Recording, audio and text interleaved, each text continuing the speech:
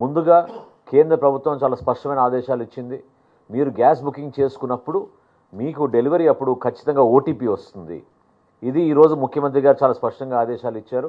100% OTP ఉంటేనే మనం delivery చేయాలి.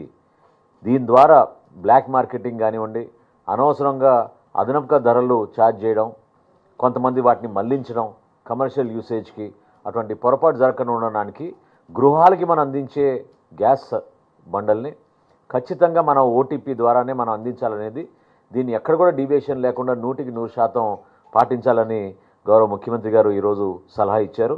కేంద్ర ప్రభుత్వం తీసుకొచ్చిన కొన్ని నిబంధనలు అంటే, మీరు ఒకసారి గ్యాస్ బుకింగ్ చేసుకున్న తర్వాత రీఫిల్ బుకింగ్ కోసం మీకు 45 రోజులు కనీసం మీరు సమయం ఇవ్వాలి. గ్రామీణ ప్రాంతాల్లో, అర్బన్ ప్రాంతాల్లో 25 రోజులు సమయం ఇవ్వాలి.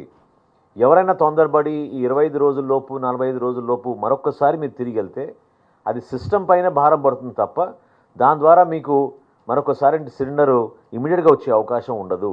ఎందుకంటే ఇది ఈ నిబంధన ఖచ్చితంగా మనకి అంతర్జాతీయ సమస్యగా మారిన మనకి ఇరాన్ యుఎస్ ఇజ్రాయెల్ వార్ ఏదైతే ఉందో దాని ద్వారా మనకి షిప్మెంట్స్ పూర్తి స్థాయిలో రావడం లేదనే దానిపైన కేంద్ర ప్రభుత్వం తీసుకున్న ఈ చర్యల్ని దయచేసి మీరు తొందరపడి ప్యానిక్ బుకింగ్ ఏదో అర్జెంటుగా మనం ఇప్పుడు బుక్ చేసుకుంటే మనకి ఇంకో సిలిండర్ వస్తుందని, కొంతమంది సిలిండర్ అవ్వకపోయినా కూడా పూర్తి ఖాళీ అవ్వకపోయినా కూడా ఇమీడియట్గా దాన్ని బుక్ చేయడం ద్వారా సిస్టమ్ పైన ఇబ్బందికరమైన పరిస్థితి వస్తుందనే విషయం మీ దృష్టికి తీసుకొస్తున్నాం.